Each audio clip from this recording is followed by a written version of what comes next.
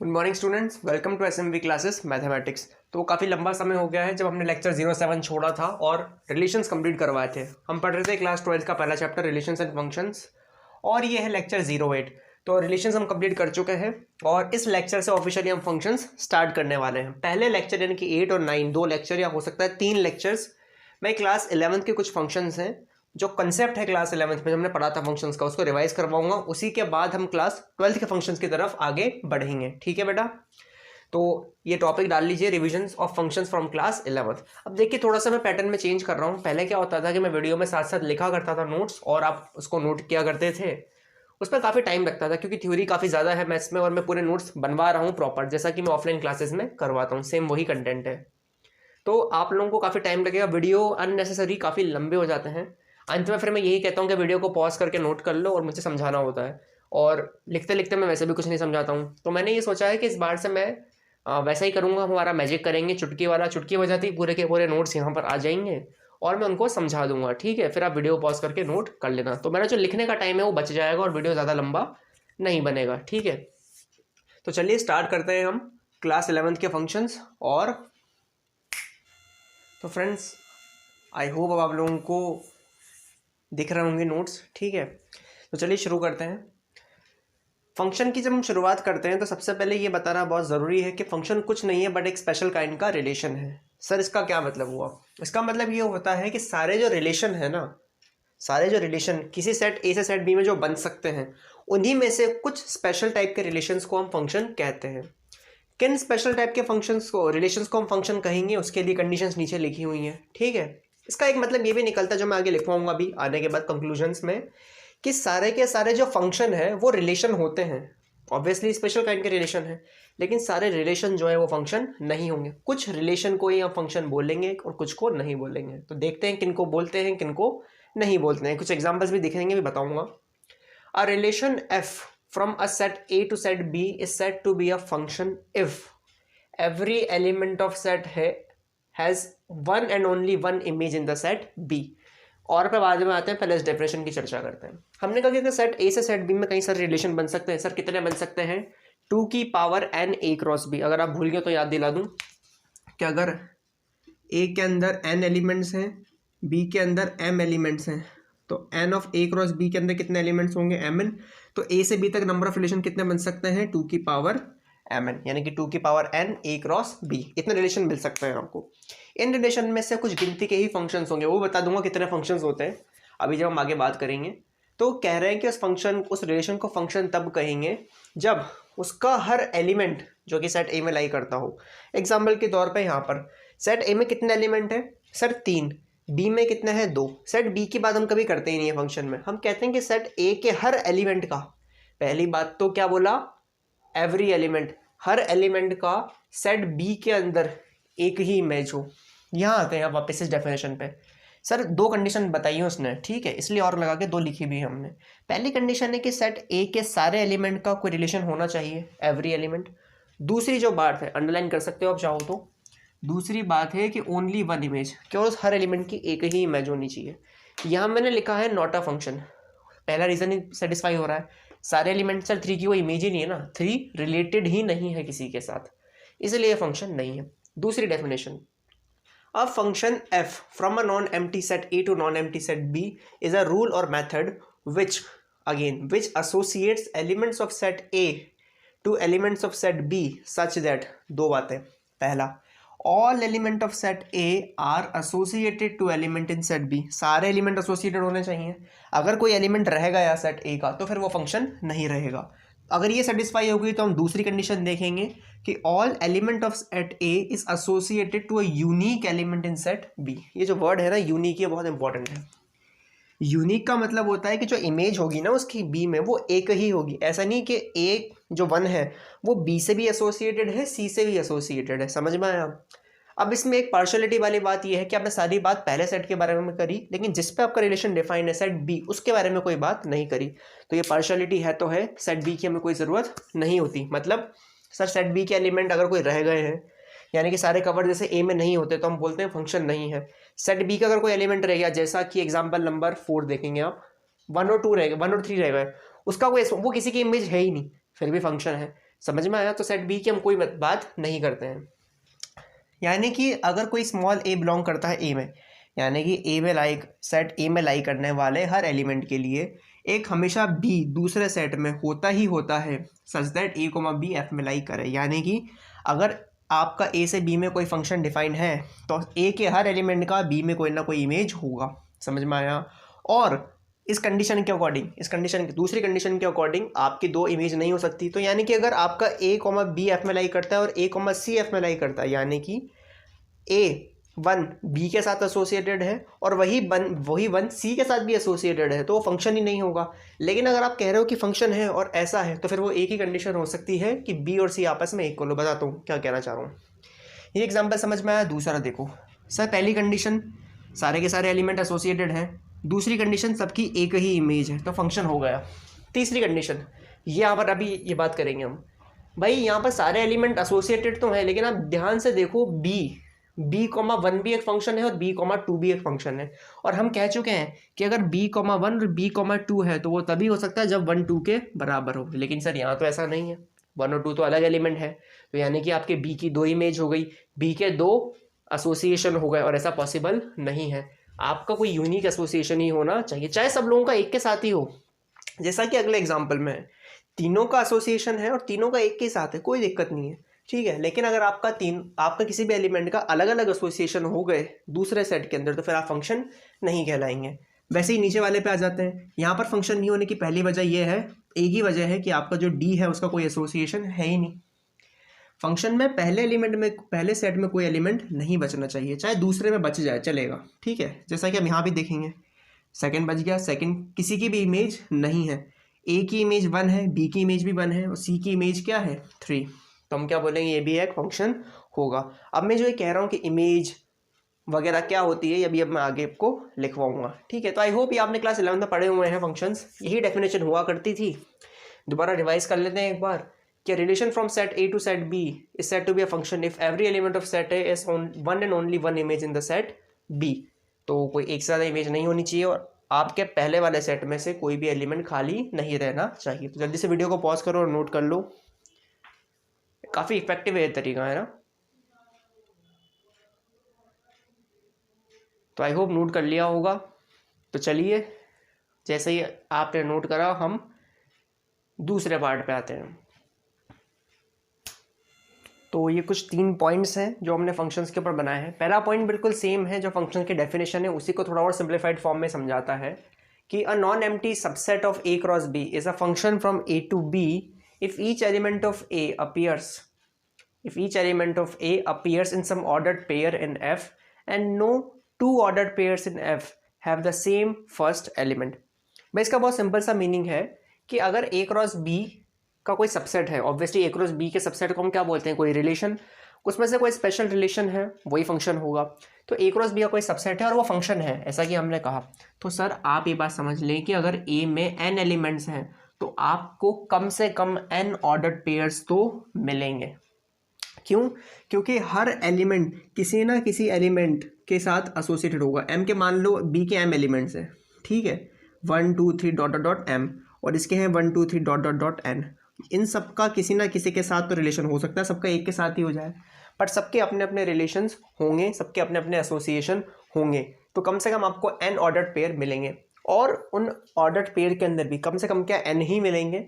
और अगर आपको n से कम मिल रहे हैं तो इसका मतलब आपका कोई एलिमेंट ऐसा है जो बिना एसोसिएशन के है, तो वो फंक्शन ही नहीं कहलाएगा। और अगर n से ज़्यादा मिल रहे हैं तो इसका मतलब आपका कोई एलिमेंट ऐसा है जिसके एक से ज़्यादा एसोसिएशन है, तो भी वो फंक्शन नहीं कहलाएगा। तो आपको n ही क्या मिलेंगे, ऑर्डर्ड पेयर्स मिलेंगे, और किन्हीं भी दो ऑर्डर्ड पेयर में आपका फर्स्ट एलिमेंट सेम नहीं होगा। मतलब ऐसा नहीं होगा कि 1 का 3 के साथ भी है और एक और मिल गया जिसमें मान लो 5 के साथ वापस से 1 का एसोसिएशन है, तो किन्हीं भी दो ऑर्डर्ड पेयर में जो फर्स्ट एलिमेंट है वो कभी सेम नहीं मिलेगा, वरना फंक्शन ही नहीं होगा। तो यही बात ये कहना चाह रहा है, समझ में आ गया। अब अगला point, if f is a function from a to b and a, b belongs to f, then f of a is equals to b where b is called the image of a under f and a is called the pre-image of b under f। Sir मतलब समझते हैं इनका। भाई हमने कहा कि sir ये a से b में कोई फंक्शन है f, ठीक है, ऐसा लिखने का तरीका होता है एक फंक्शन जो ए से बी में है उसको डिनोट करते हैं F from A to B और ए टू बी एफ। तो सर ये ए से बी में कोई फंक्शन है, ठीक है। तो हमने बोला कि आपके ए में लाई करने वाले एलिमेंट्स को रिप्रेजेंट कर रहा हूँ मैं स्मॉल ए से, और बी में लाई करने वाले एलिमेंट्स को मैं रिप्रेजेंट कर रहा हूँ स्मॉल बी से, ठीक है। तो सर आपको जो भी ऑर्डर पे मिलेंगे वो इसी ऑर्डर में मिलेंगे, ए कोमा बी। समझ में आया? पहला एलिमेंट हमेशा सेट ए में से होगा और दूसरा एलिमेंट सेट बी में से होगा। तो ये कहना चाह रहे हैं कि अगर ऐसा है, यानी कि फंक्शन है क्या, फंक्शन एक मशीनरी है जो एक एलिमेंट को दूसरे एलिमेंट से एसोसिएट करती है। तो अगर आप f के अंदर a डालोगे तो आपको अगर बदले में b मिलता है, इसका क्या मतलब है? अगर a कोमा b फंक्शन की डेफिनेशन में लाई कर रहा है, इसका मतलब उस फंक्शन में, उस मशीन में a इनपुट देने पर आपको उसकी डेफिनेशन के हिसाब से b आउटपुट मिल रहा है। यानी कि हम बोलेंगे कि आपको जो आउटपुट मिल रहा है b वो इमेज है। बेटा मिरर देखा है आपने? मिरर में आप एक ऑब्जेक्ट होते हो और आपको अपनी इमेज दिखाई देती है, समझ में आ रहा है? तो आप ये ऑब्जेक्ट जो इंसर्ट कर रहे हो, इसके बदले में आपको जो रिजल्ट मिलेगा वो आपका होगा इमेज। एग्जाम्पल के तौर पे देख लो, मान लो मेरे फंक्शन ये है 3x + 5, ये मेरा फंक्शन है। ये 3x + 5 इस फंक्शन की डेफिनेशन है, या यूँ कहूँ मशीन है। अब इसमें इनपुट जो है बेटा वो होता है x। तो अगर मैं कल से x की जगह 1 डालता हूँ तो मुझे बदले में क्या मिलेगा? 8। तो मेरे को मतलब क्या मिला? f(1) = 8। तो मैं बोलूँगा कि 1 तो मेरा इनपुट है और 1 की मुझे जो इमेज मिली है वो क्या मिली है? 8। तो यही बात है कि यहाँ पर b तो आपकी क्या कहलाएगी? Image of a under f। क्यों बेटा अंडर f क्यों बोल रहे हैं सर? क्योंकि आपकी डेफिनेशन के अंडर जो इमेज होगी वही तो आपको मिलेगी। अगर मैं इसकी डेफिनेशन चेंज कर दूँ या एक नया फंक्शन ले आऊँ g(x), इसको f से रिप्रेजेंट कर रहा हूँ, किसी फंक्शन को g से कर लेता हूँ, किसी को h से कर लूँगा, उसकी डेफिनेशन दे दी 3x + 4, तो यहाँ 8 की जगह 7 मिलता, मतलब समझ रहे हो? तो फिर वो इमेज होती 1 की अंडर g, ये अंडर f है। वैसे ही कोई अलग फंक्शन है तो अंडर h होगी। और उसी प्रकार से जिसको मैं बार बार इनपुट कह रहा हूँ ना, a को इनपुट कह रहा हूँ, उसको हम b की प्री इमेज कहेंगे, वापस से अंडर f। मतलब समझ में आया? अब मैंने जब डेफिनेशन बताई थी अभी जस्ट पिछली वाली स्लाइड में, तो वहाँ पर मैंने आपको फंक्शन को एज अ मशीन नहीं समझाया था, मैं इसका वेट कर रहा था इस वाले पॉइंट के आने का। ये इनपुट आउटपुट वाली बात में क्या है, मशीन वाला एग्जाम्पल अच्छे से समझ में आता है। भाई ये तो समझ लिया कि फंक्शन की डेफिनेशन क्या है, ये नोट भी आई थिंक कर ही लिया होगा आप लोगों ने, ठीक है। पर सर फंक्शन एक्चुअल में होता क्या है, हम इसको फिजिकली समझेंगे कैसे? आप ऐसा समझिए कि कोई मशीन है, उस मशीन के अंदर आप कुछ रॉ मटेरियल इनपुट करते हैं। एग्जाम्पल के तौर पे आपने इनपुट किया पेपर, ठीक है। पेपर इनपुट करने के बाद ये जो मशीन है, इस मशीन को आपने नाम दिया फंक्शन, ठीक है। इसी मशीन को हम कहते हैं फंक्शन। आपने कोई पेपर इनपुट दिया और बदले में आपको एक बॉल मिला पेपर का। क्यों? क्योंकि इस मशीन की फंक्शनिंग इस तरह की है, इस मशीन की डेफिनेशन इस तरह की है, इसका मैकेनिज्म इस तरीके का है कि जब भी आप पेपर इनपुट डालोगे बदले में वो उसको शेप देकर, शेपिंग मशीन है, आपको एक बॉल मिलेगा। हमने इस मशीन की डेफिनेशन चेंज करी, ट्यूनिंग करी, मैकेनिज्म चेंज किया। अब उसी पेपर को डालने पर हमें बॉल की जगह एक पेपर प्लेट मिलती है, पत्तल डिस्पोजेबल जिसको हम बोलते हैं। हमने फिर इसकी मशीन चेंज करी और हमने मशीन की चेंज करने के बाद हमें इसमें अब एक ग्लास मिलने लग गया।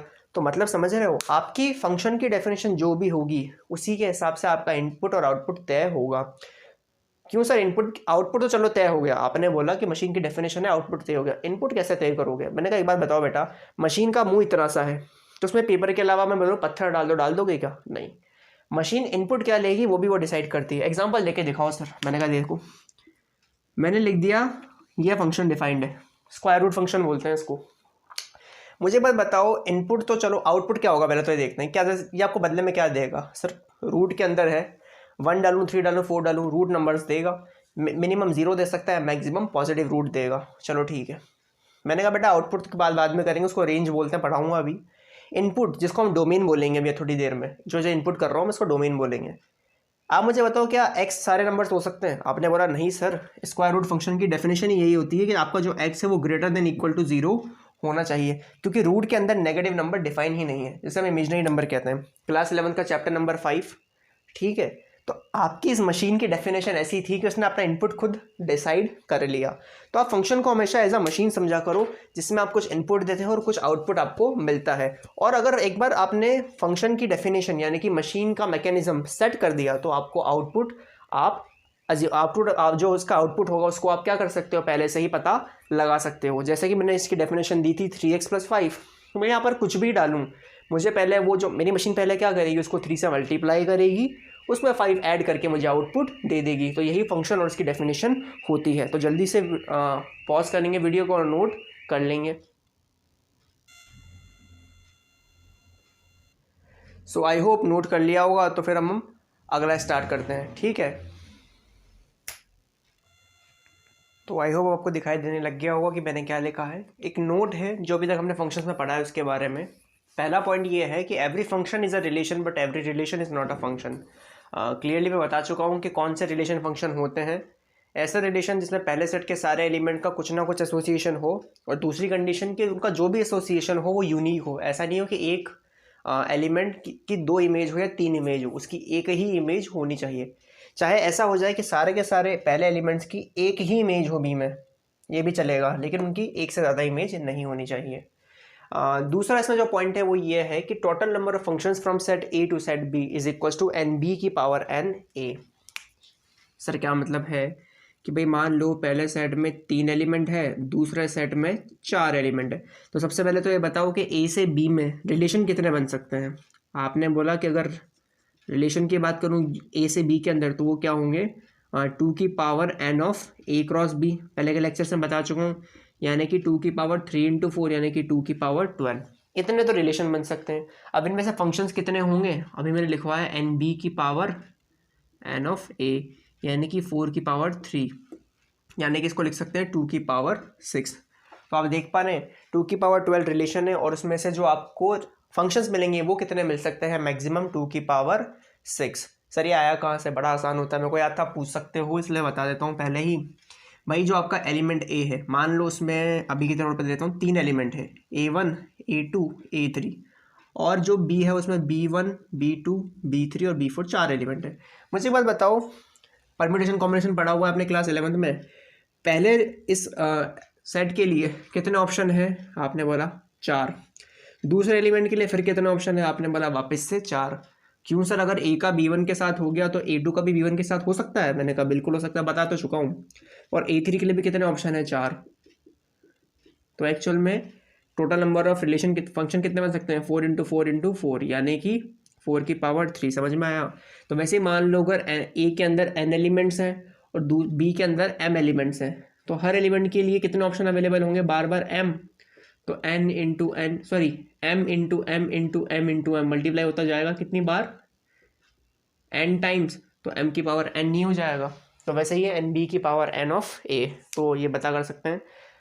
बोर्ड में कई यूज़ नहीं है, इतना अच्छे क्वेश्चन तो तुम्हारी बोर्ड देती नहीं है कभी, चाहे RBC हो चाहे CBSE हो। लेकिन ये कंपटीशन के पॉइंट ऑफ व्यू से, खासकर मेंस के पॉइंट ऑफ व्यू से बहुत इंपॉर्टेंट फार्मूला है। मुझे पता नहीं कौन सी बुक में से मैंने लिया था, बट ये मुझे कहीं मिला तो नहीं, पर मुझे याद है इसलिए बता देता हूँ। तीसरे पॉइंट की बात करते हैं। There are many terms such as map और mapping use to denote a function. Association भी एक वर्ड यूज होता है कि भाई ए बी से, जैसे A1 का एसोसिएशन B1 के साथ है, ऐसा भी हम कह सकते हैं।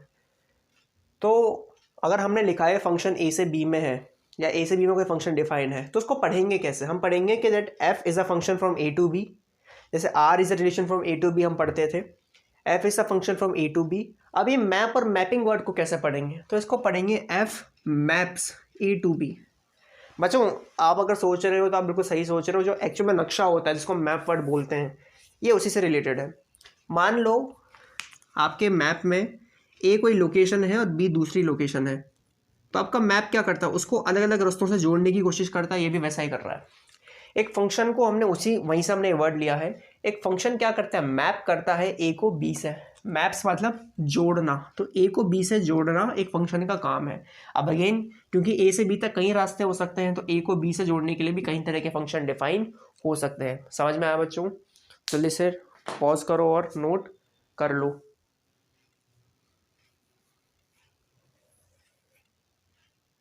तो आई होप नोट कर लिया होगा।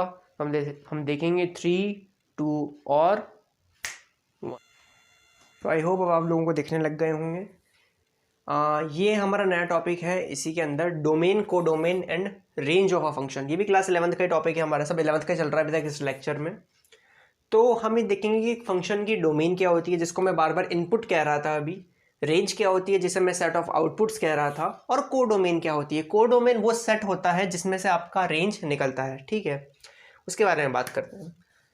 इन a function F from A to B, A is the domain and B is the codomain of F. The range of the function is the set of images. पहले इन दो point के ऊपर discussion करते हैं। मान लीजिए कि दो सेट हैं, सेट A और सेट B। कोई रूल है फंक्शन जो सेट A को सेट B से एसोसिएट करता है। तो जो पूरा का पूरा सेट A होगा ना, वो आपका क्या होगा, डोमेन। सर डोमेन तो इनपुट वैल्यूज़ को कहते हैं। मैंने कहा बिल्कुल। तो मैंने आपको बताया था कि आपके किसी भी फंक्शन में जो पहला सेट है उसका कोई भी एलिमेंट ऐसा नहीं होगा जिसका एसोसिएशन ना हो, मतलब हर एलिमेंट किसी ना किसी एलिमेंट के साथ रिलेटेड होगा। तो सारे ऑर्डर्ड पेयर्स में आपको क्या मिलेंगे, पहले एलिमेंट मिलेंगे। इसलिए पूरे का पूरा सेट ही क्या होगा आपका इनपुट, यानी कि ए का एसोसिएशन किसी ना किसी के साथ होगा। मतलब कोई ना कोई हर एलिमेंट इस मशीन के अंदर घुसेगा और उसको कोई ना कोई आउटपुट मिलेगा। उसको एक से ज़्यादा आउटपुट नहीं मिलेंगे, लेकिन सबको आउटपुट मिलेगा। तो यानी कि सारे के सारे इस मशीन के लिए क्या होगा, इनपुट। तो ये पूरा का पूरा सेट ही क्या हो गया, डोमेन। तो ये मशीन वाला एग्जांपल इसलिए अच्छा है समझाने के लिए, ठीक है। अब बात करते हैं आउटपुट की। बात समझना भाई, मैंने इसमें एक तो आपका डाला सिंपल पेपर जिसमें मैं नोट्स बनाता हूँ, जैसे कि ये है सिंपल पेपर डाला। मुझे पेपर का क्या मिल गया, मशीन की डेफिनेशन के हिसाब से पेपर प्लेट मिल गई, पहला। दूसरा इनपुट मैंने इसमें कोई चमकीला पेपर डाला, मुझे चमकीली प्लेट मिल गई। मैंने इसमें कोई कार्डबोर्ड पेपर डाला थोड़ा हार्ड वाला, तो मुझे हार्ड प्लेट मिल गई, गोल। तो मेरे इनपुट कुछ भी हो, मुझे आउटपुट एक जैसे ही मिल रहा है, या इनपुट के हिसाब से आउटपुट मिल रहे हैं, मतलब समझ रहे हो आप मेरा। तो हो सकता है ना कि आपको सारे आउटपुट ना मिले। भाई आपने जो डाला आपको प्लेट का आउटपुट मिला, पर आपकी जो मशीन थी वो केपेबल थी ग्लास बनाने के लिए, पर उस टाइम पे जो उसकी डेफिनेशन थी वो किसकी थी। भाई हो सकता है ना मल्टी फंक्शनल मशीन हो, ग्लास ही बनाए, बॉल भी बनाए और प्लेट्स भी बनाए। मैंने उस टाइम पे प्लेट मोड में डाल रखा है, मैं जो भी इनपुट दूंगा मुझे प्लेट मिलेगा, बट उसकी कैपेबिलिटी बॉल बनाने की भी है, ग्लास बनाने की भी है। फिर जब मैंने मशीन की डेफिनेशन चेंज करी तो बॉल भी मिल गया, ग्लास भी मिल गए। समझ में आया। तो एक मोड में एक ही तरह के आउटपुट दिए। तो आपके सेट बी में जो पॉसिबिलिटीज़ थी उसमें से कुछ पॉसिबिलिटी तो इसमें यूज़ हो गई और कुछ नहीं हुई। तो जो यूज़ हो जाती है उसे तो उस केस में हम क्या कहेंगे, रेंज। जो यूज़ हो जाएंगी यानी कि इनकी जो भी इमेजेस आएंगी उनके कलेक्शन तो हम कहेंगे रेंज। और जो भी पॉसिबल था, जो कुछ भी वो मशीन बना सकती थी, यानी कि जो भी उसकी कैपेबिलिटी थी, वो कहलाएगी कोडोमेन। तो आप देखिए ना, सेट ए का सेट बी में हम तो कह रहे हैं कि आप हर एलिमेंट का सिंगल सिंगल अब एसोसिएशन रखिए, मना थोड़ी कर रहे हैं। इसी तरीके से तो maximum number of element use हो पाएंगे बी के, समझ में आ रहे हैं। तो अवेलेबल तो बी पूरा है, हो सकता है सेट ए में 3 ही एलिमेंट और बी में 300 हों। तो अवेलेबल तो 300 के 300 थे ना एसोसिएशन के लिए, इन्होंने अपने अपने 3 चूज़ करे, या फिर हो सकता है तीनों ने कोई एक ही चूज़ करा हो, तो बाकी के एलिमेंट बचे रह गए। तो जो यूज़ हो गए वो तो रेंज में आ गए, और जो बचे हुए थे उनका हमारे कोई भी पास काम नहीं था। तो जितने भी सारे बेटा अवेलेबल थे ना, तो पूरे के पूरे सेट बी को हम क्या बोलते हैं, को डोमेन। समझ में आया। ज़्यादा स्ट्रेच तो नहीं कर दिया मैंने, ठीक है, सिंपल सी बात है। तो range of a function is the set of images. ये मिटर गया थोड़ा सा। तीसरा point, if a function F is expressed as the set of ordered pairs then. भाई एफ को रिप्रेजेंट करने के बहुत तरीके, जैसे मैंने बताया था सेट को रिप्रेजेंट करने के लिए सेट बिल्डर मेथड या रोस्टर मेथड होता है। तो भाई मैंने कहा कि ए कोई सेट है, बी कोई सेट है, और फंक्शन जो है उसकी मैंने डेफिनेशन लिख के दे दी 3x। तो ए में से x डालते जाओ, बी में आप आउटपुट निकालते जाओ, ठीक है सर। बट मैंने ऐसा ना करके मैंने फंक्शन की ऐसा डेफिनेशन दे दिया कि 1,3 मेरे पास डेफिनेशन नहीं है, मैंने फंक्शन ऑर्डर पेयर्स के रूप में दे दिया 2,5 9,8, ठीक है, ये फंक्शन दिया मैंने। तो उस केस में आपकी डोमेन रेंज कैसे पता पड़ेगी, सर सीधी सी बात है ना, जो पहला एलिमेंट होता है फंक्शन की डेफिनेशन के हिसाब से वो पहले सेट में से होगा, वही हमारा इनपुट होगा, उन्हीं का कलेक्शन हमारी डोमेन होगी। तो domain of F is the set of all first elements of the ordered pairs in F. तो एफ में कितने ऑर्डर्ड पेयर हैं, 3। पहले एलिमेंट कौन है, 1 2 और 9। तो जो भी डोमेन होगी वो होगा इनका सेट 1 2 9। सर रेंज क्या होगी, सेकेंड एलिमेंट्स का सेट, यानी कि 3 5 और 8। Range of F is the set of second elements of ordered pairs in F. और वापस से कोडोमेन क्या होगा, एंटायर सेट बी। समझ में आ गया, कोडोमेन चेंज नहीं होगा बेटा। अब बात करते हैं डोमेन की। अगर आपको वापस से इनको भी सेट के रूप में लिखना है तो डोमेन क्या है कि हर ए कॉमा बी जो कि एफ में लाई करेगा, उसमें सारे के सारे ए का जो सेट है, इसको ऐसे तो पढ़ते हैं the set of all A such that A comma B belongs to F. Range क्या होगी, the set of all B such that A comma B belongs to F. यानी कि अगर ए कॉमा बी जैसे ऑर्डर्ड पेयर्स रहेंगे तो उसमें जो बी वाले एलिमेंट होंगे, सेकंड एलिमेंट होंगे, उनके पूरे के पूरे सेट को, ये सच दैट होता है ना, सेट ऑफ ऑल बी, उन सब का सेट क्या कहलाएगा आपका रेंज। ये सिंपल डोमेन और रेंज है जो मैंने ऑर्डर्ड पेयर के रूप में बताया है। एक फंक्शन की डेफिनेशन से उसकी डोमेन और रेंज पता लगाने का तरीका मैं भी लिखवाऊंगा आपको, ठीक है। उसका एक प्रोसेस होता है, एल्गोरिदम होता है। डोमेन बेटा आसानी से निकल जाता है, रेंज निकालने में बहुत दिक्कत होती है, और क्लास 11 में बहुत सारे क्वेश्चंस इसी के ऊपर होते हैं। मतलब बेसिकली फंक्शन इंट्रोड्यूस इसीलिए किया गया है, वरना मेजर काम तो 12th में है उसका। बट ये डोमेन रेंज फिर क्या बहुत हैवी हो जाता है एक साथ पढ़ाना, तो मैं भी कुछ ज़्यादा क्वेश्चन नहीं कराऊंगा, जब रिविजन के क्वेश्चन करेंगे अभी हम, ठीक है। बट फिर भी अगर मुझे टाइम मिलेगा तो मैं आपको स्पेसिफिक टाइप के फंक्शन ज़रूर पढ़ा दूंगा, ठीक है। जैसे लॉगरिथमिक फंक्शन हो गए, एक्सपोनेंशियल हो गए, समझ रहे हो। एक जो अगला लेक्चर होगा वो स्पेशल टाइप के फंक्शंस होंगे, मॉड्यूलस फंक्शन, आइडेंटिटी कांस्टेंट, ये तो एनसीईआरटी में भी थे। कुछ और लॉगरिथम और एक्सपोनेंशियल फंक्शन ऐसे होते हैं, तुम पूरा इंटीग्रेशन कर लोगे, डिफरेंशिएशन कर लोगे, आईटीएफ पढ़ लोगे, लेकिन लास्ट में आने के बाद भी तुम्हें हवा नहीं लगेगी कि लॉग और एक्सपोनेंट होते क्या हैं। तुम्हें ऑपरेशन करना आ जाएगा उनके ऊपर, तो उस पर हम एक्स्ट्रा क्लास लेंगे, वो एक अलग से लेक्चर दूंगा, तो जिसको देखना है वो देखेगा, वरना आप इग्नोर भी करोगे तो बोर्ड में कोई लॉस नहीं होने वाला। अगला note, a function which has either R और one of its subsets as its range is called a real valued function. सीधी सी बात है, कोई भी फंक्शन है, ठीक है, तो उसकी जो भी क्या बोलते हैं रेंज है, समझ में आया, जो भी रेंज है वो आर, या आर क्या है यहाँ पर, set of real numbers, real numbers की बात हो रही है।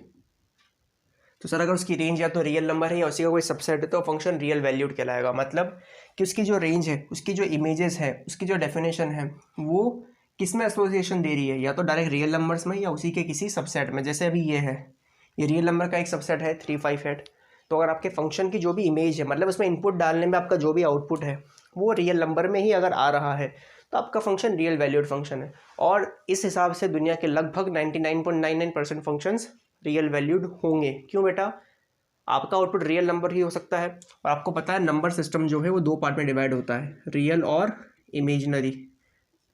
फिर रियल को आप रैशनल, इरैशनल, फिर natural, non natural, integer, non integer में कर सकते हो। तो दुनिया के सारे फंक्शन आपको वैल्यू रियल में देंगे, ये तो ठीक है, ठीक है, इसलिए कहा 99.99। बट अगर आपका डोमेन भी रियल नंबर है या उसी का कोई सबसेट है तो फंक्शन पूरा ही रियल कहलाएगा। मतलब सर यानी कि जो डोमेन है उसमें इतनी गुंजाइश है कि आप इमेजिनरी को भी इनपुट दे सकते हो। मैंने कहा बिल्कुल बेटा, आपने आयोटा पढ़ा है, आयोटा की वैल्यू रूट के अंदर -1 होती है, आयोटा स्क्वायर कितना होता है। मैंने एफ ऑफ एक्स कह दिया है, एफ ऑफ आयोटा कह दिया मैंने, या एफ ऑफ एक्स कह दिया आयोटा एक्स, आयोटा की पावर एक्स। अब आप देखो आपका एफ ऑफ 2 क्या होगा, आयोटा स्क्वायर यानी कि -1, समझ में आया। या फिर मैं एफ ऑफ आयोटा डिफाइन कर सकता हूँ, F of iota equals to iota square, ठीक है, ऐसा कोई फंक्शन। तो आप किसी भी तरह का फंक्शन डिफाइन कर सकते हो, लेकिन अगर उसमें आपका इनपुट सिर्फ रियल नंबर है तो बेटा आपका फंक्शन रियल फंक्शन कहलाएगा।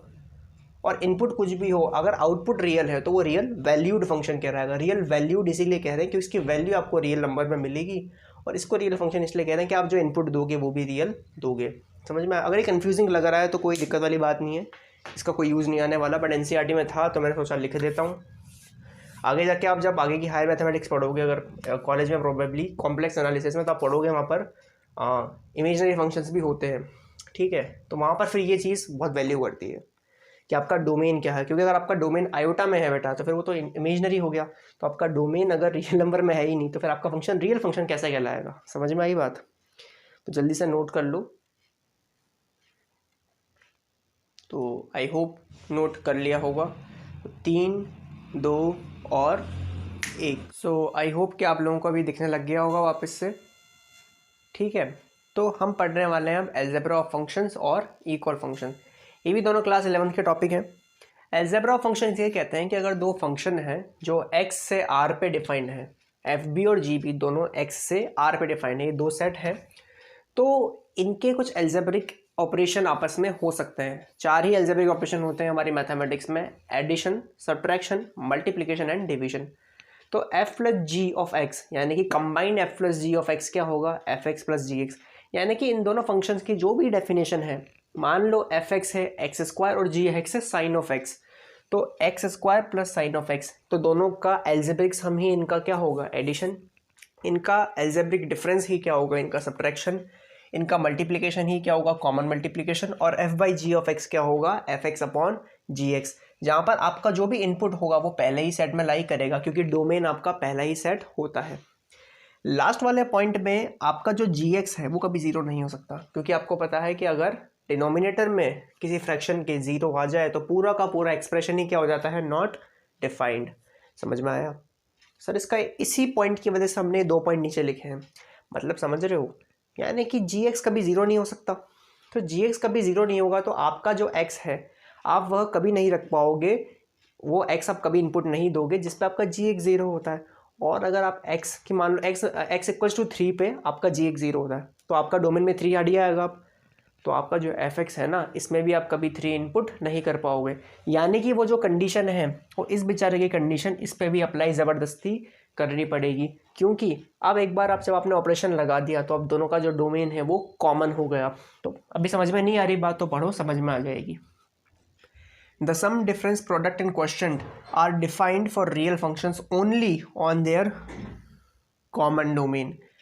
मान लो कि ये एफ एक्स कभी ज़ीरो होता ही नहीं था, मान लो, और ये जी एक्स एक्स इक्वल्स टू 3 पे ज़ीरो होता है, ठीक है, दोनों का इनपुट वगैरह कुछ भी था, तो आपका जो जी एक्स था ना वो आपस में अपने आप ज़ीरो हो रहा है। तो जब वो अपने आप में जी एक्स, एग्जाम्पल के तौर पर देता हूँ मैं कि मैंने जी ऑफ एक्स को मान लिया साइन एक्स और मैंने एफ एक्स को मान लिया एक्स प्लस 2, ठीक है बेटा। ध्यान देना मेरा जो एफ एक्स है वो एक्स इक्वल्स टू -2 पे ज़ीरो होता है, लेकिन वो मैं आप पुट कर सकता हूँ, उससे मेरा फंक्शन नॉट डिफाइन तो हो नहीं रहा, तो इसकी पूरी की पूरी डोमेन एक्स मान ली मैंने जो भी यहाँ पर थी। आपका जो साइन एक्स है ये भी साइन ऑफ ज़ीरो ज़ीरो होता है, तो एक्स इक्वल्स टू 0 पे आपका जी एक्स भी ज़ीरो होता है, बट वो भी अभी कोई दिक्कत नहीं क्योंकि फंक्शन नॉट डिफाइंड हो रहा है। लेकिन अब मैंने इनका अलजेब्रा लगाया और मैंने F x upon G x निकाल लिया, क्या आएगा बच्चों, x plus 2 upon sine of x. अब मेरे पास कंडीशन आ गई सर, अब मेरा जो एक्स है ना वो सिंपली एक्स को तो बिलोंग करेगा लेकिन साइन एक्स ज़ीरो नहीं हो सकता, यानी कि मेरा जो एक्स है वो अब ज़ीरो नहीं हो सकता, यानी कि मेरा जो अब ये डोमेन है ना बेटा ये भी चेंज हो गया, यानी कि मेरा एक्स बिलोंग करेगा एक्स माइनस ज़ीरो को, ये मेरा फाइनल डोमेन आएगा और यही इन दोनों का क्या कहलाएगा, कॉमन डोमेन। सर क्यों कॉमन डोमेन? मैंने कहा बच्चों आपका x ज़ीरो नहीं रख सकते क्योंकि डिनोमिनेटर वाला फंक्शन ज़ीरो हो जाएगा और आपका ओवरऑल जो आपने अलजेब्रा निकाला ये नॉट डिफाइंड आएगा, यानी कि इन्फिनिटी आ जाएगा। वैसे अलग अलग होते हैं नॉट डिफाइंड इन्फिनिटी, बट मान लो अभी के लिए, ठीक है बच्चों। तो आपने क्या बोला, ठीक है सर x का इनपुट नहीं देंगे, लेकिन मैंने कहा यही क्लच है इसके अंदर, यही पकड़ने वाली बात है कि अगर x का इनपुट आप ज़ीरो यहाँ नहीं दोगे तो फिर वो यहाँ पर भी आप नहीं दे सकते हो, आपको उसी को फिर आपकी दोनों की कॉमन डोमेन मानना पड़ेगा। यानी कि अगर x से ज़ीरो से इसको प्रॉब्लम है और इसको प्रॉब्लम नहीं है तो भी इसको फॉलो वो चीज़ करनी पड़ेगी, यानी कि अब आपके डोमेन में से ज़ीरो कम्प्लीटली हट जाएगा। समझ में आया? फिर अगला पॉइंट इसी से डिराइव होता है कि these operations do not make any sense for general functions. General functions क्या होते हैं, रुक जाओ अभी, even if their domains are same. अब समझते हैं। सर मान लो कोई भी जनरल फंक्शन है, साइन एक्स कॉस एक्स, कुछ भी जनरल, लॉग एक्स, ई की पावर एक्स, ए की पावर एक्स, है ना, आपने कोई भी डेफिनेशन दे दी, इन ऑपरेशन का उन पर कोई भी सेंस नहीं बनेगा। क्यों? क्योंकि sum difference product of question may और may not be meaningful for the elements in their common domain. दोबारा सर कोई जनरल फंक्शन है जो अपने आप में सेंस बनाता है, जैसे एफ एक्स इक्वल्स टू, बहुत अच्छा एग्जांपल देता हूँ, F x equals to 0 if x is greater than 0 and 1 if x is less than 0 and 2 if x equals to 0। मैंने अपनी इच्छा से कोई फंक्शन ले लिया।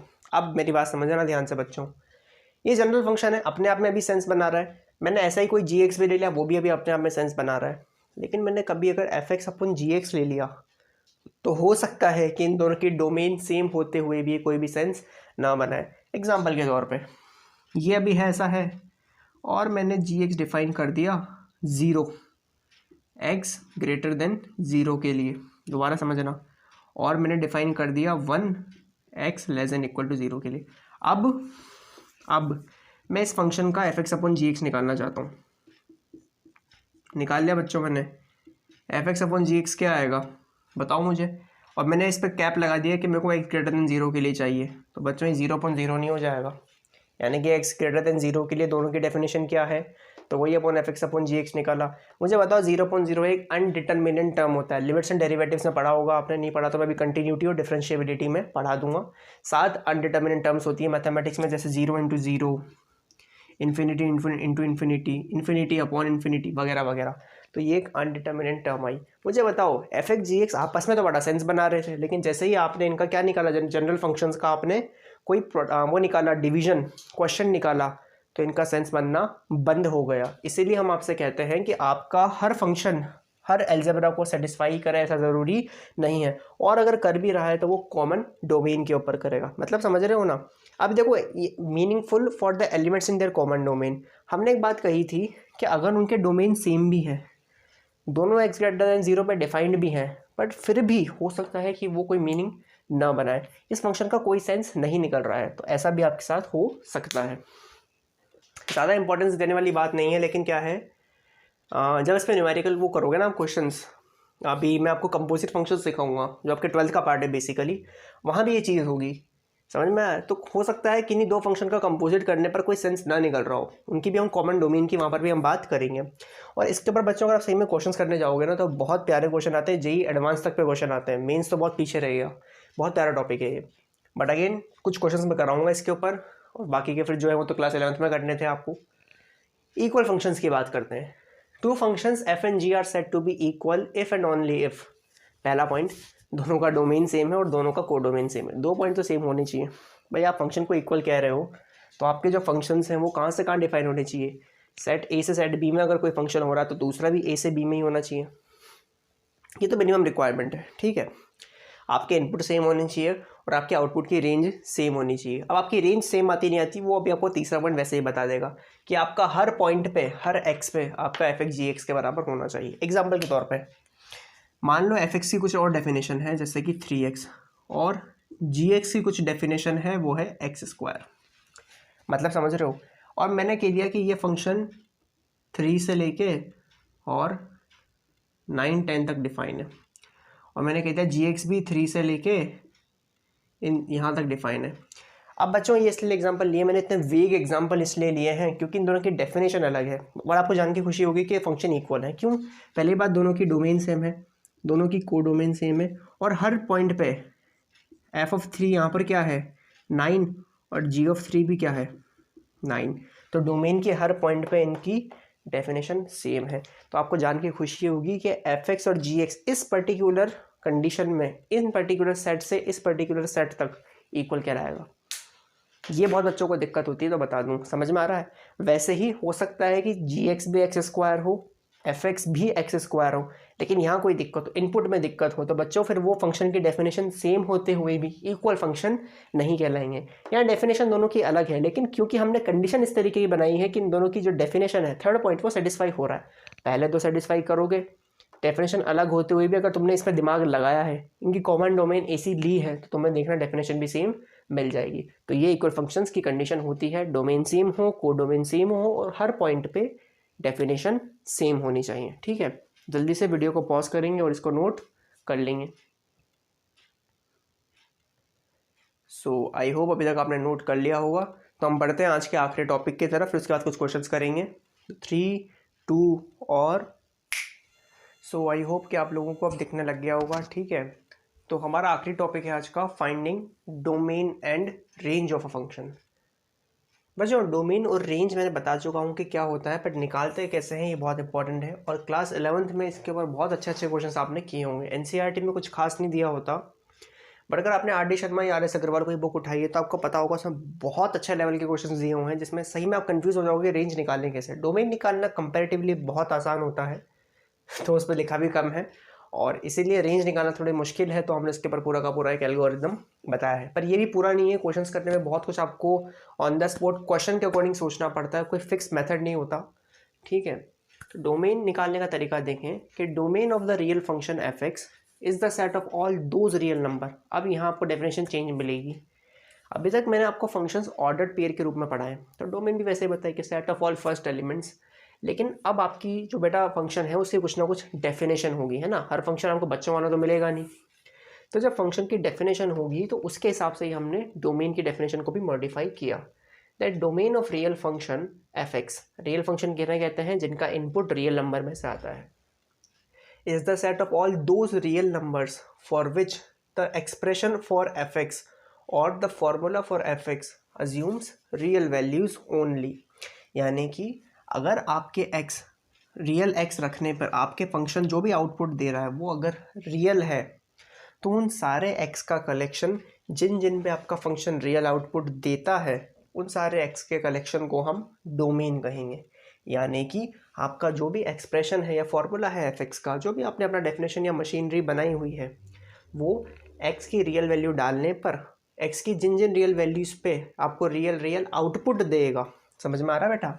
एक्स की जिन रियल वैल्यूज़ पे आपको अज्यूम करें रियल वैल्यूज़, आपको आउटपुट भी वो देगा रियल, तो आप उन इनपुट के वैल्यूज़ को डोमेन बोलोगे।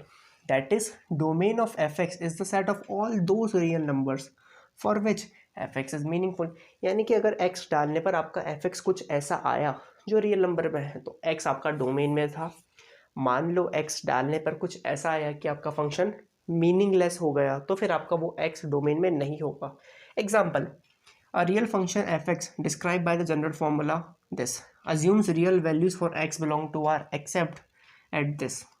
मान लो कोई फंक्शन है एफ एक्स जिसकी डेफिनेशन है ये आपका फंक्शन एक्स की हर वैल्यू पे आपको एक मीनिंगफुल रियल आउटपुट देता है सिवाय दो वैल्यूज़ के।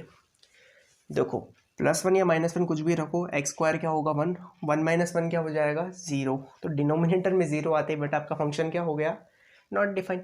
यानी कि f(1) एंड f(-1) क्या होंगे, नॉट डिफाइंड।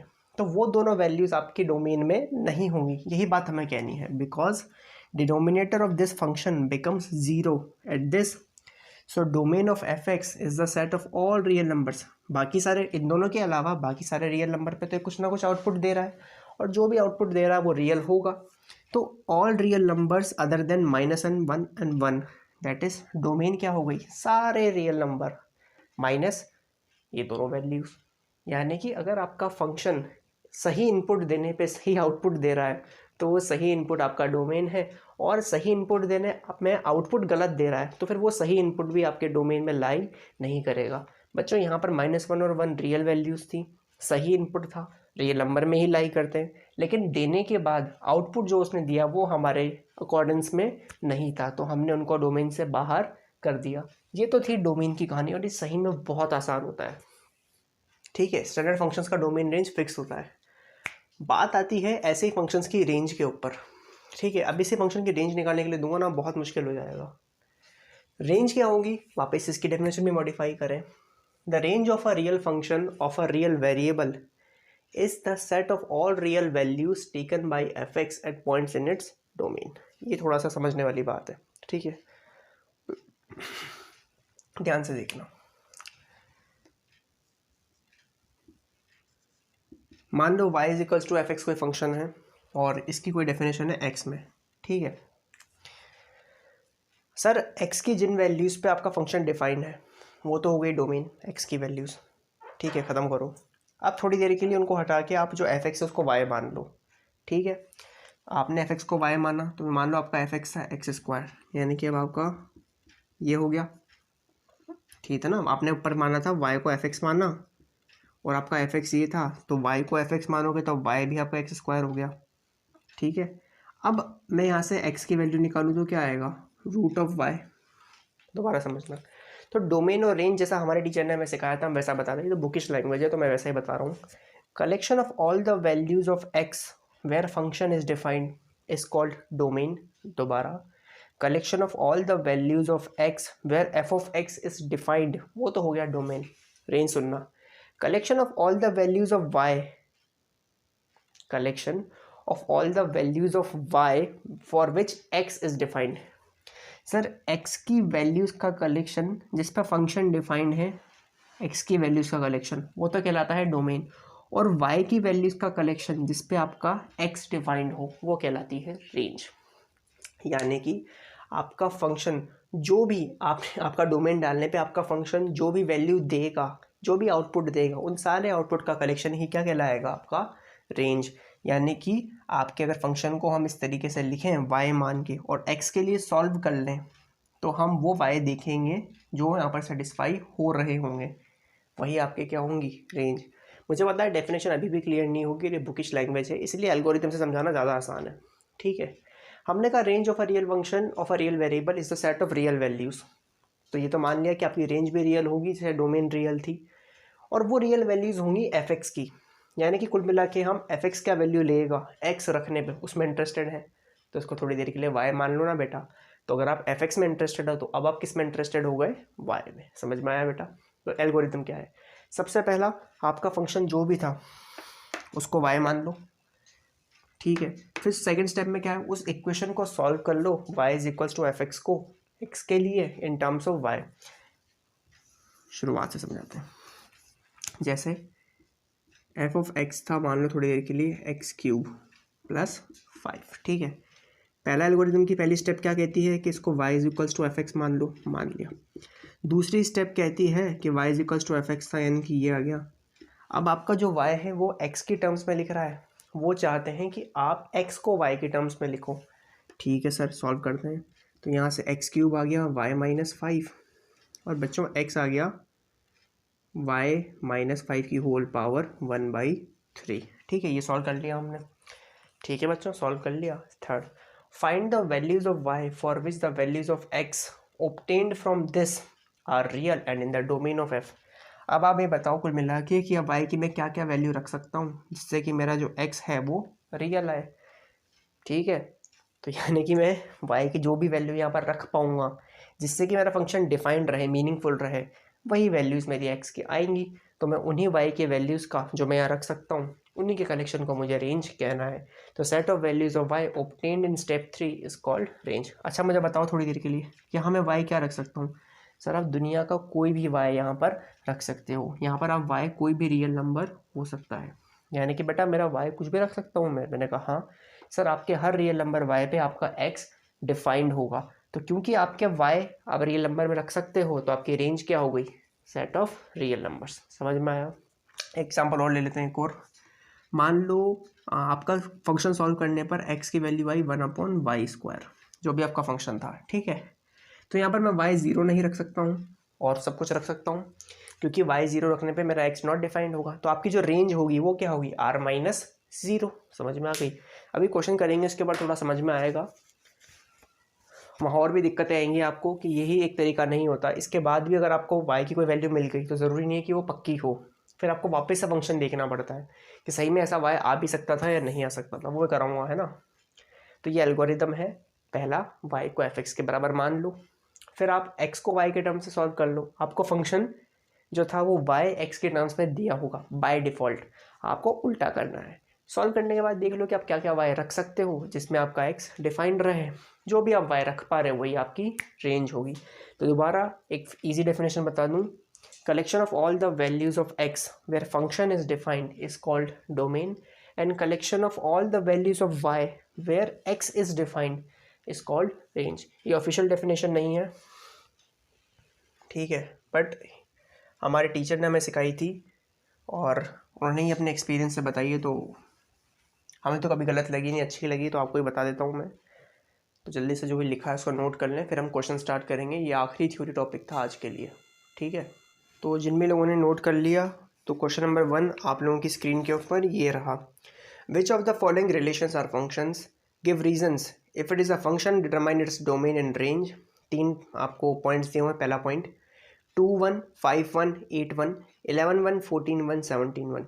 Second 2 1 4 2 6 3 8 4 10 5 12 6 and 14 7। तीसरा 1 3 1 5 2 5। ठीक है, ये आपकी 11th की एनसीईआरटी की एक्सरसाइज 2.3 का क्वेश्चन नंबर 1 है। लगे हाथ क्वेश्चन नंबर 2 भी देख लीजिए, दोनों का सॉल्यूशन मैं एक साथ ही बताऊंगा।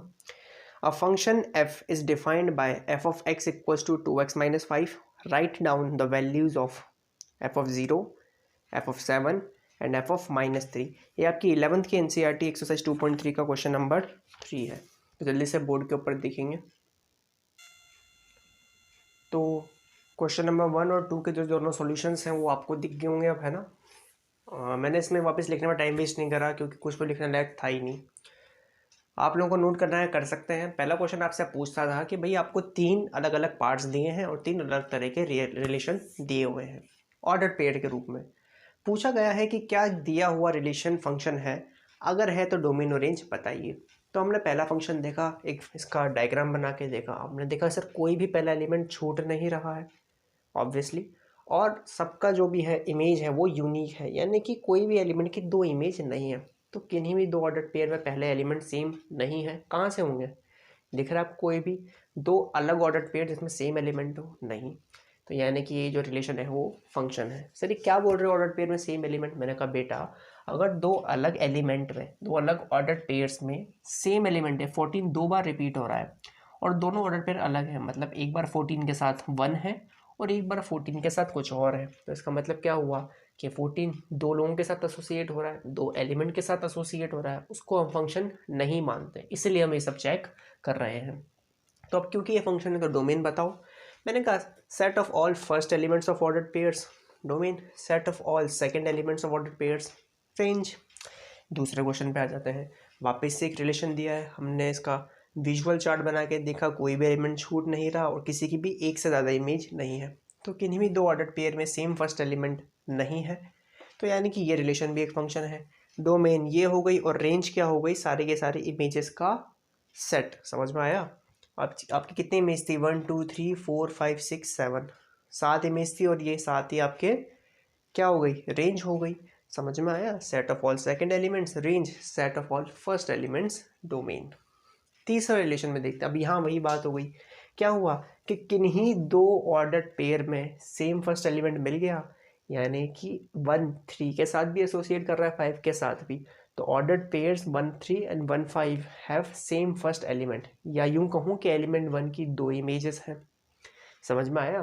तो ऐसे किसी भी ऑर्डर्ड पेयर में जिसमें पहला एलिमेंट सेम हो जाता है, हम क्या कहते हैं कि वो रिलेशन फंक्शन नहीं होता है, क्योंकि बेटा उसकी एक से ज़्यादा इमेज हो रही है और हमारे फंक्शन की दो ही तो कंडीशन थी। पहली क्या थी कि आपका जो डोमेन सेट है उसमें से कुछ बचना नहीं चाहिए, और आपका जो दूसरी कंडीशन है कि आपका रेंज वाले सेट में, को डोमेन सेट में सॉरी, जितने भी इमेजेस होंगी वो यूनिक होनी चाहिए। ऐसा ना हो कि 8 4 के साथ भी एसोसिएट हो रहा है और 3 के साथ भी, लेकिन यहाँ ऐसा हो गया, तो ये रिलेशन फंक्शन नहीं है। और हम भी ठग लाइफ में रहते हैं, फंक्शन नहीं तो डोमेन और रेंज में क्यों बताएं?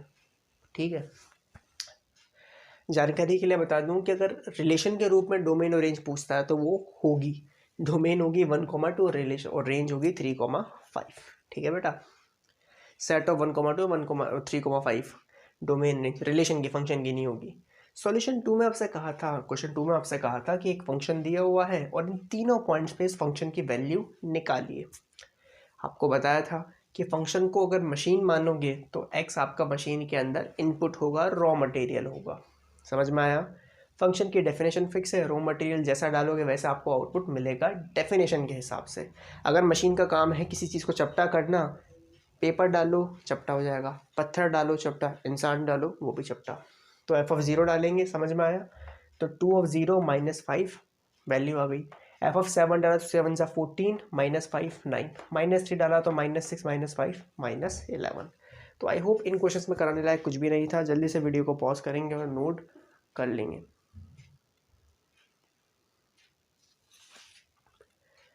तो जिन लोगों ने नोट कर लिया है उन लोगों की स्क्रीन के ऊपर क्वेश्चन नंबर 3 ये रहा। The relation f is defined by fx equals to x² where x is from 0 to 3 and 3x where x is from 3 to 10। तो fx की दो डेफिनेशन है और दोनों के केस में x की वैल्यूज़ भी अलग है। The relation g is defined by gx equals to x² if x is from 0 to 2 and 3x if x is greater than equal to 2 less than equal to 10। कैसे भी आप बोल सकते हैं। तो gx की भी दो डेफिनेशन है। Show that f is a function and g is not a function. ठीक है, ये आपकी मिसलेनियस एक्सरसाइज चैप्टर 2 पे उसका क्वेश्चन नंबर 1 है 11th की NCERT का। मुझे कोड बनाने की ज़रूरत है कि पहले बुक का नाम और फिर ऐसे वगैरह एक्सरसाइज का नाम, बट मान लो क्वेश्चन 4 भी पढ़ लें। If fx equals to x² find f of 1.1 minus f of 1 whole upon 1.1 minus 1। ये आपकी चैप्टर 2 की मिसलेनियस का क्वेश्चन नंबर 2 है 11th की NCERT। तो 11th का हम रिविजन कर रहे हैं तो वहीं के हम क्वेश्चन ले रहे हैं। ठीक है, तो जल्दी से बोर्ड के ऊपर आ जाएंगे। तो बच्चों आपको सॉल्यूशन जो है वो दिखने लग गया होगा बोर्ड पे। भाई इसमें हमसे कहा गया था कि एक फंक्शन की डेफिनेशन हम आपको देंगे और आपको बताना है कि ये फंक्शन है और वैसे एक जी एक्स की डेफिनेशन और देंगे, बताओ कि ये फंक्शन नहीं है। देखो क्या होता है, ये क्वेश्चन इसलिए करवा रहा हूँ एनसीईआरटी में और अच्छा क्वेश्चन है। यहाँ पर क्या है, आपके फंक्शन की जो डेफिनेशन है ना बेटा वो चेंज हो रही है। सर कहाँ हो रही है? मैंने कहा आपका फंक्शन थ्रू आउट सेम नहीं है। 0 से 3 के लिए आपका फंक्शन ये है और x इक्वल्स टू 3 के ऊपर ढंग से देखना आपकी फंक्शन की डेफिनेशन चेंज हो रही है। यहाँ भी आपकी फंक्शन की डेफिनेशन कहाँ चेंज हो रही है? 2 पे। कंटिन्यूटी एंड डिफरेंशिएबिलिटी जो आपका चैप्टर 5 है वहाँ ये बहुत ज़्यादा वैल्यू करेगा कि आपका फंक्शन कंटिन्यूस है या नहीं। फंक्शन कंटिन्यूस होने का मतलब होता है उसका ग्राफ कंटिन्यूस है या नहीं। मान लो आपका फंक्शन ऐसा है लेकिन इसका ग्राफ हमेशा कंटिन्यूस है, मतलब ग्राफ बनाते वक्त आपको जो पेन है वो उठाना नहीं पड़ रहा, तो आप क्या बोलोगे? फंक्शन कंटिन्यूस है। समझ में आया? लेकिन अगर आपको ग्राफ बनाते वक्त यहाँ से अब आपका फंक्शन यहाँ जा रहा है, आपको पेन उठाना पड़ गया, तो आपके फंक्शन में ब्रेक आ गया इस पॉइंट पे। तो जिस पॉइंट पे फंक्शन में ब्रेक आ जाता है, या फिर यूँ कहूँ यहाँ फंक्शन की डेफिनेशन चेंज हो गई और अब ये है, तो x इक्वल्स टू मान लो 5 पे फंक्शन की डेफिनेशन चेंज हो गई। ऑब्वियसली इसमें से एक पॉइंट ओपन होगा और एक क्लोज होगा, यानी कि 5 से छोटे वालों के लिए ये फंक्शन और 5 से ऊपर वालों के लिए ये फंक्शन। तब हम बोलते हैं कि आपका फंक्शन डिसकंटिन्यूस है। और डिसकंटिन्यूटी कहाँ आ रही है? x इक्वल्स टू 5 पे। ये मैंने पहले की बात आगे बता दी, आगे की बात पहले बता दी, कोई दिक्कत वाली बात नहीं है, समझ में ना आई हो तो। बट मैं बताना चाहता हूँ इसके माध्यम से कि आपकी फंक्शन की डेफिनेशन चेंज होना एक सीरियस इशू होता है, और ये वहीं पर ही सीरियस इशू होता है जहाँ फंक्शन चेंज हो रहा है, यानी कि x इक्वल्स टू 3 पे। तो हम लोगों ने क्या करा कि फंक्शन की डेफिनेशन के हिसाब से सारे ऑर्डर्ड पेयर्स लिख लिए। भाई x इक्वल्स टू 0 होगा तो एक्स स्क्वायर। अच्छा यहाँ पर ये कहाँ नहीं गया क्वेश्चन में, बट होना चाहिए था, आई थिंक कहा होगा, नहीं कहा गया कि आपके जो x है ये नेचुरल नंबर्स हैं, ठीक है, वरना बच्चे बोलेंगे सर x को 1.1 1.2 भी तो रख सकते हैं। तो ये x नेचुरल नंबर पे डिफाइंड है। 0 रखा आपने या होल नंबर में मान लो 0 रखा, तो 0 पे फंक्शन की वैल्यू ये हो गई। 1 रखोगे तो बेटा 1 किस में लाई करता है? इसमें, तो फंक्शन की वैल्यू ये थी। 2 किस में लाई करता है? ऊपर वाली कंडीशन में 3 से छोटा है ना, तो 2 पे ये। अब सुनना, 3 जो है वो यहाँ भी लाई कर रहा है, यहाँ भी कर रहा है, तो x इक्वल्स टू 3 पर फंक्शन की डेफिनेशन क्या है? X square. और x इक्वल्स टू 3 पे फंक्शन की डेफिनेशन क्या है? 3x। दोनों ही केस में आपको आउटपुट क्या मिल रहा है? 9। इसलिए मैंने सिर्फ एक बार लिखा है। फिर वापस से जो x 3 से बड़ी वैल्यूज़ हैं उसके लिए फंक्शन की डेफिनेशन चेंज हो गई, तो x इक्वल्स टू 4 इस रेंज में लाई करेगा। तो अगर आपका फंक्शन की वैल्यू सॉरी इनपुट इस रेंज में लाई करता है तो डेफिनेशन भी यही यूज़ होगी। 5 के लिए भी यही, तो बाकी 10 तक यही डेफिनेशन यूज़ होगी। तो x इक्वल्स टू 4 रखो बेटा, 4 रखने पर 12 मिलेगा, 5 रखने पर 15, 6 रखने पर 18। वैसे ही 3 की टेबल बन रही है अब तो। और जो 3 से छोटी वैल्यूज़ थी उसके लिए आप डेफिनेशन ये यूज़ करोगे। जैसे ही हमने ऑर्डर्ड पेयर्स बनाए, हमने ऐसा देखा कि किन्हीं भी दो ऑर्डर्ड पेयर में सेम फर्स्ट एलिमेंट नहीं है। No two ordered pair have same first element, तो हमने कह दिया कि फंक्शन है, यानी कि fx फंक्शन होगा। gx में देखना 0 से 2 तक के लिए ये डेफिनेशन, तो 0 पे 0 रखा, 1 रखने पे 1 का स्क्वायर, 2 रखने पे 2 का स्क्वायर 4। यहाँ दिक्कत कहाँ पर आई? अब 2 पर ही चेंज होगा, तो एक बार 2 रखा तो 4, यहाँ 3 रखने पर 9 मिल रहा था और यहाँ भी 3 रखने पर 9 मिल रहा था, इसीलिए मैंने एक बार लिखा। लेकिन यहाँ 2 रखने पे 4 मिला और यहाँ 2 रखने पे क्या मिलेगा? 6। ठीक है बेटा, 3 रखने पे वापस से वही टेबल शुरू हो जाएगी, 4 रखने पे 12, 5 रखने पे 15। समझ में आया? आपने किसको पकड़ा? लेकिन हमको बाकी से मतलब नहीं है, हमको सिर्फ इससे मतलब है। हमें इस बात से फ़र्क नहीं पड़ता कि फंक्शन बाद में जाके स्प्लिट हो रहा है, हम तो ये कहेंगे कि g(2) 4 भी आ रहा है और g(2) 6 भी आ रहा है, और ये पॉसिबल नहीं है। बच्चे पूछते हैं ऐसा क्यों है, तो मैं इसका ग्राफ बना के दिखाऊं तो बताओ मुझे। एक फंक्शन एक ही वैल्यू पे दो आउटपुट दे सकता है, सबसे बड़ी बात ये है। x की एक ही वैल्यू पे फंक्शन के दो आउटपुट कैसे आ सकते हैं? एक ग्राफ एक ही जगह पर दो समय पर कैसे, दो जगह कैसे हो सकता है? ये हमारा पॉइंट होता है, ठीक है। और ये फंक्शन का टेस्ट भी होता है बच्चों कि फंक्शन का ग्राफ कभी ऐसा नहीं हो सकता, ये फंक्शन का ग्राफ कभी नहीं होगा, क्योंकि जब स्ट्रेट लाइन आप बनाओगे तो x इक्वल्स टू 3 पे ये y की दो वैल्यू देगा, जो कि पॉसिबल नहीं है। इसको बोलते हैं स्ट्रेट लाइन टेस्ट, ठीक है। ये मैं आपको आगे पढ़ाऊँगा फंक्शंस में, अगर मैंने ग्राफ्स तक पहुँचा तो। और क्योंकि अगर बोर्ड के हिसाब से पढ़ना और मुझे लगा कि कोर्स स्लो हो रहा है, कंप्लीट नहीं हो पाएगा आगे, तो फिर उस लेक्चर को हम स्किप कर देंगे, आगे कभी करा दूंगा, ठीक है। तो जब हमने ऑर्डर पेयर लिस्ट करे बेटा यहाँ पर, तो एक ही 2 के दो इमेजेस आपको मिल गई जहाँ फंक्शन की डेफिनेशन चेंज हो रही थी। तो जिस बात का हमें डर था वही हुआ, तो clearly 2 has 2 images, therefore gx is not a function. तो हमको यही शो करना था, हमने कर दिया, ठीक है बच्चों। अगला जो क्वेश्चन था वो ये था कि fx की डेफिनेशन ये है, आप ये वैल्यू निकालिए। तो F x equals to x square, तो एफ ऑफ 1.1 कैलकुलेट करा, एक्स की जगह 1.1 रखूँगा तो उसकी जगह स्क्वायर भी 1.1 का होगा। 11 का स्क्वायर 121, तो 1.1 का स्क्वायर 1.21। एफ ऑफ 1 क्या होगा, 1 का स्क्वायर 1, पुट कर दो यहाँ पर वैल्यू, उसके बाद तो simple calculation. I don't think इसमें कुछ समझाने की ज़रूरत है, क्लास 12 के स्टूडेंट्स हो आप लोग, ठीक है बेटा, जल्दी से इसको नोट कर लेंगे। और नोट करने के बाद मैं बता दूं कि आज 4 ही क्वेश्चन कराऊंगा इस लेक्चर में, अगला जो लेक्चर होगा 09, तो 10-12 क्वेश्चन और बच गए, वो उस लेक्चर में हम करेंगे, ठीक है। और उस लेक्चर के बाद एक लेक्चर 10 लूँगा जिसमें मैं आपको बेसिक फंक्शंस पढ़ाऊँगा, जैसे constant function, identity function, signum function, polynomial function वगैरह वगैरह।